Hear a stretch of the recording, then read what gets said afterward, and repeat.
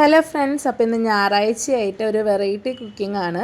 ആദ്യം തന്നെ ചിക്കനിൽ മഞ്ഞൾപ്പൊടിയും കുരുമുളകും ഉപ്പും ഇട്ടിട്ട് വിസിലടിക്കാൻ വെച്ചിട്ടുണ്ട്. ഒരു 3 വിസിലടിച്ചേക്കട്ടെ. അപ്പോഴേക്കും തേങ്ങ എടുത്തിട്ട് അരപ്പിനുള്ളത് റെഡിയാക്കാം.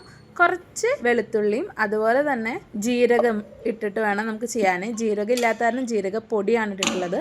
അപ്പോഴേക്കും നമ്മുടെ ചിക്കൻ റെഡി ആയിട്ടുണ്ട്. നൂൽപുട്ടും പത്തിരിക്കും ഒക്കെ മാവ് കുഴയ്ക്കുന്നത് പോലെ ചൂടുവെള്ളം ഒഴിച്ച് ഒരു ഇച്ചിരി വെളിച്ചെണ്ണയും കൂടി ഒഴിച്ച് ഉപ്പിട്ടിട്ട് നമുക്കതിൽ പത്തിരിപ്പൊടി ഇട്ടിട്ട് നമുക്ക് ഇടിയപ്പത്തിനുള്ള മാവ് കുഴച്ചെടുക്കുന്ന പോലെ കുഴച്ചെടുത്തിട്ട് വരാം. ഇനി ഇത് ചെറു ചൂടോടെ തന്നെ കുഴച്ച് ചെറിയ ഉരുളകളാക്കി മാറ്റി വെക്കണം. നമ്മൾ അരച്ചെടുത്ത് അരപ്പ് അവിടെ ഇരിക്കുന്നുണ്ട്. അതുകൂടാതെ കുറച്ച് വെള്ളം എടുത്ത് ഉപ്പിട്ട് നന്നായി തിളപ്പിച്ചതിന് ശേഷം ഈ അരപ്പ് അതിലേക്ക് ഒഴിച്ചിട്ട് അതൊന്ന് തള വന്നതിന് ശേഷം നമ്മൾ ഉണ്ടാക്കിയെടുത്തിട്ടുള്ള കുഞ്ഞു കുഞ്ഞു മണിമണികളില്ലേ, അത് ഓരോന്നായിട്ട് അതിലേക്ക് എടുത്തിട്ടിട്ട് നന്നായിട്ട് ഇളക്കി നന്നായി വേവിച്ചെടുക്കുക. ഇതിൽ ഉപ്പ് കുറവുണ്ടെങ്കിൽ ഈ സമയത്ത് ചേർക്കണം. അതുപോലെ തന്നെ എരിവിനായിട്ട് നമ്മൾ കുരുമുളക് പൊടിയാണ് ചേർക്കുന്നത്.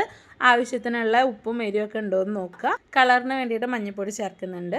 അതൊക്കെ കഴിഞ്ഞ് നമ്മുടെ ഈ മണീസ് നന്നായിട്ട് വെന്ത് കഴിഞ്ഞു വെച്ചാൽ നമ്മുടെ ചിക്കൻ കൂടി അതിലേക്ക് ഇടുക. ഇത് ഞാൻ മാഗിക്ക് വേണ്ടിയിട്ട് ക്യൂബാക്കി അരിഞ്ഞു വെച്ചിട്ടുള്ള ചിക്കൻ ആയിരുന്നേ. നമ്മൾ ശരിക്കും കറി കട്ട് പീസായിട്ടുള്ള ചിക്കൻ തന്നെയാണ് ഇടാറുള്ളത്. ബിരിയാണികളുടെ ഇടയിൽ ഏറ്റവും ഫേമസ് ആയിട്ടുള്ള, നമ്മൾ കല്യാണം കഴിച്ച് ചെന്ന് കയറുമ്പോൾ പെൺകുട്ടിക്ക് ആദ്യം ഉണ്ടാക്കി കൊടുക്കുന്ന ഒരു പലഹാരമാണിത്.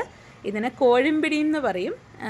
നമ്മുടെ കേരളത്തിൽ തന്നെ ആലപ്പുഴ ഭാഗത്തുള്ളവരൊക്കെ രണ്ടും സെപ്പറേറ്റ് ആയിട്ട് ഉണ്ടാക്കാമെന്ന് കേട്ടിട്ടുണ്ട്. പാൽ ഒഴിച്ചിട്ട് ഈ പിടി വേറെ ഉണ്ടാക്കിയിട്ട് ചിക്കൻ കറി കൂട്ടിയിട്ടാണ് അവർ കഴിക്കുക. അപ്പം നമ്മൾ തൃശ്ശൂരുകാർ ഇങ്ങനെയാണ് ഉണ്ടാക്കാറുള്ളത്.